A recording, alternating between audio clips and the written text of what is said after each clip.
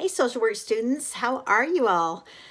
I thought I would give you a presentation about Chapter 11, and I hope you're enjoying Social Work 311 and studying hard, learning a lot. You're all doing really well for the majority. The majority of you are doing really, really well with your papers and your discussions and everything. But let's talk about Chapter 11. We're going to talk about small groups in social work. So, what is a small group? Two or more people who interact with each other because of shared interests, goals, experience, and needs. Some examples of a small group might be, and what I've done as a social worker, some of the small groups I've worked with include family counseling, where you get just family members together. Small group might include counseling for a small group of students in a school setting. We had a group that was just for, we called it a social skills group. And I think the most I ever had in that group was maybe 8 or 9 students. And so that would be considered a fairly small group. Most of my court-ordered parenting and domestic violence classes ended up being fairly small groups. I think the most I ever had was maybe 20. In a group session for domestic violence. That's a pretty huge group. You know, typically it was less than 10. So the benefits of these groups is it provides social support, which is very, very important. We learned that from the coronavirus, didn't we? Yeah. Opportunities to meet others and work together to achieve a mutual goal, and then an important source of social capital. So the philosophy of group work has shifted over the years. In the late 1800s and the early 1900s, small groups took place in settlement houses. They focused on recreation, social integration, immigration issues, character building, and social reform. In the 30s and 40s, formal organizations promoted group work and it became more of a thing to do. But then during World War II, small groups took place in hospitals and other clinical settings. After World War II, small groups shifted from a strengths to a more problem focused orientation. So we went from the strengths perspective to a medical model, which is like, okay, there's a problem here, let's fix it. We've evolved, thankfully. In the 60s and 70s, social work education included courses in group work, and there were even majors in group work. Group work content tend to decline, and social work education shifted its focus to individuals and families. And in the 80s and 90s, there was a rise of mutual aid groups. Currently, under managed care, groups are viewed as a cheaper method of service delivery. And I have to say that groups are also considered a way for mental health professionals or owners of agencies, which often end up not being mental health professionals, a way for them to make some easy money. So if you can stack them cheap, if you can stack them deep and still charge a significant amount of money, and it's going to be less than what clients would be charged in one-on-one therapy, but they're still getting therapy. So it can be kind of a moneymaker thing as well. Empirical studies have shown groups to be effective in addressing several social health and emotional problems.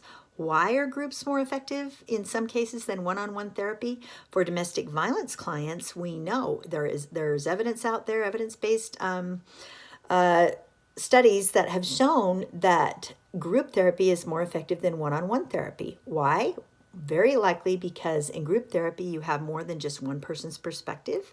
You also have the group perspective. You have individuals in the group who support, who have maybe progressed further than others and are able to not only give examples of how they have come through, maybe say addiction, and how they've progressed in their recovery further than others. And yet you still have someone who might be there helping someone who hasn't progressed as far.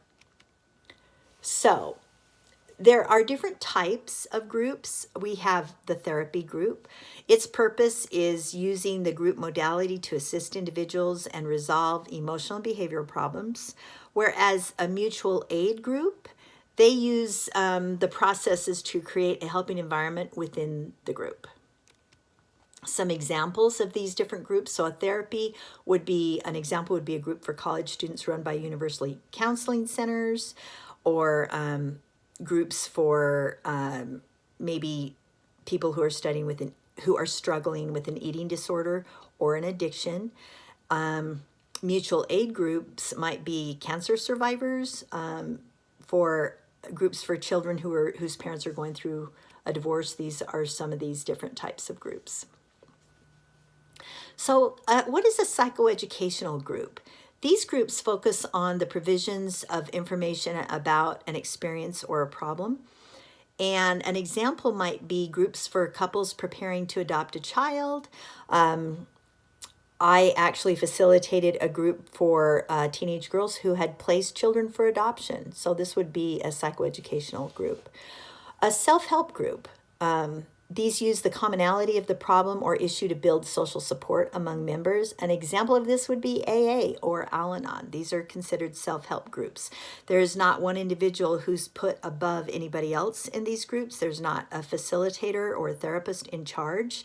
The group itself is considered to be the higher power. A task group. These groups are created to accomplish a specific task or to advocate around a particular social issue or problem.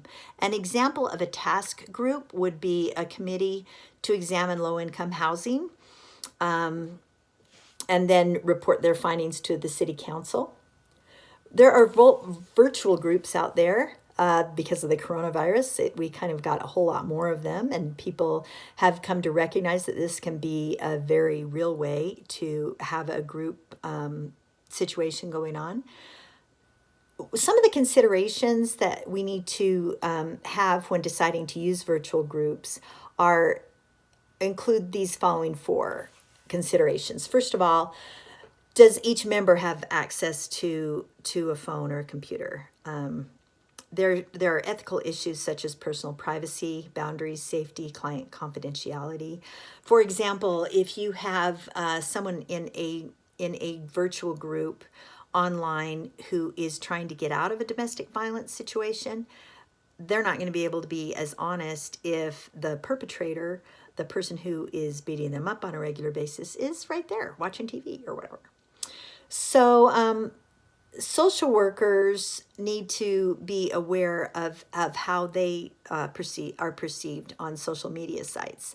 And privacy for student, professional, personal network sites should be monitored. So what are some of the advantages of virtual groups? A more cohesive group. They're not going to focus on personal features as much. It's definitely more convenient. And they have an ability, virtual groups are more able to reach homebound people and those far away. So for rural Nevada, it might be a really good option. And for some people, it might be easier to self-disclose when they are in a group from the safety of their own home.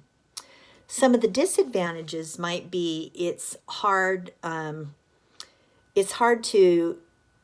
recognize subtle nonverbal cues, and it might be more difficult to gauge people's reaction. There can be problems with technology. There can be background noise, and it's just not as evidence-based. We haven't studied it as much. But it's becoming more popular. These groups can decrease depression and anxiety. It increases belonging and connections with others. And the problem is it might require more training, and we need to navigate different time zones. So these groups formed groups have a defined purpose, and they start through outside efforts such as an agency, whereas natural groups tend to be more spontaneous. They're established because of friendships, location, or some other natural occurring event. How long do they last?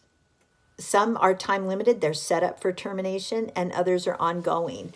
So one of the things I recognized when I was facilitating groups is that we had opened groups and closed groups. So an open group would be kind of have a rotating schedule. So with the parenting classes that I taught, it was a 12-week course, but you could come in at any time and then follow that 12 12-week progression, and once you'd been there 12 weeks, you graduated because the material just kind of rolled over. But there are some groups, a closed group would say, well, we're only allowing so many people in, and then we all want to learn as a group. A closed group to many mental health professionals is considered optimal because that group grows together. And it's been said that one of the reasons group therapy works so well is because it basically models a functional family for individuals who did not have one. And so it would be better able to do that if it was a closed group and started out with a facilitator and the same participants going through for those 12 or 16 weeks, however long it is. So, however, that's not convenient for most people, especially court-ordered clients. If you're court-ordered, you need to get in when you can get in, and then you have to kind of roll with it, which is kind of how families function anyway. So I don't know. I think it works. An open group, new members can join throughout the group's life. A closed, after minimum and maximum number determined, others are prohibited from joining. Yeah, I just explained that to you. A group can start off as an open group and become closed, whereas a closed group may open up. So what is the composition of the group? We have heterogeneity, I can't say that word, I'm sorry, or homogeneity. So we have variation regarding age, race, sexual orientation, gender, level of education, coping styles, religion, disabilities, etc. It may be a more homogeneous group in a couple of ways, and which is better, it just depends. And a lot of it depends on the members of the group, what their perceptions of the group composition is. So group composition is typically more complex than anybody can understand because, you know, let's say you have a group that is getting together to talk about addiction and they all have the same religious background. Does that mean they have the same cultural background? Not necessarily. Does that mean they have the same race? Not necessarily. People do not fit in boxes, and we're all individuals, and every perspective is valid. And so when we're thinking that we're going to have a homogenic, a group that collaborates really well, there's always going to be somebody who doesn't quite fit in. So social group workers, we need to recognize equal rights of people in their communities to access social work groups. We need to develop groups that are homogeneous on important identity dimensions. We need to empower groups, support self-advocacy, and advocate for groups. We need to develop group heterogeneous on important social identity issues and homogeneous on group purpose. So some of the theories of group processes include the psychodynamic theory. This addresses the unconscious emotional thoughts that interfere with the member's ability to interact with others. We as social workers help members identify how their interactions with other members are similar to how they interact with non-group members. We have a symbolic interaction where symbols are created, exchanged, and interpreted. The group itself can be a symbol. Like I said, for a lot of people who are in recovery from addiction, if they don't believe in a higher power, the group itself can become the higher power. It can become the symbol that has some deep meaning for some individuals. So I just wanted to chat with you guys and give you kind of an overview of this week. I'll let you go through and study this material and become familiar with it. Like I said, you're all doing great, but if you have any questions, comments, or any reason you want to get a hold of me, please don't hesitate to give me a call, a text, or an email. And you're a little bit closer and only a few weeks left.